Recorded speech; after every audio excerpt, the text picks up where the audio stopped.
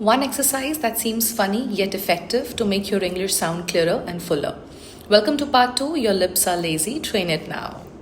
Make a fish face, pucker your lips and hold it for 2 seconds and make 3 sounds.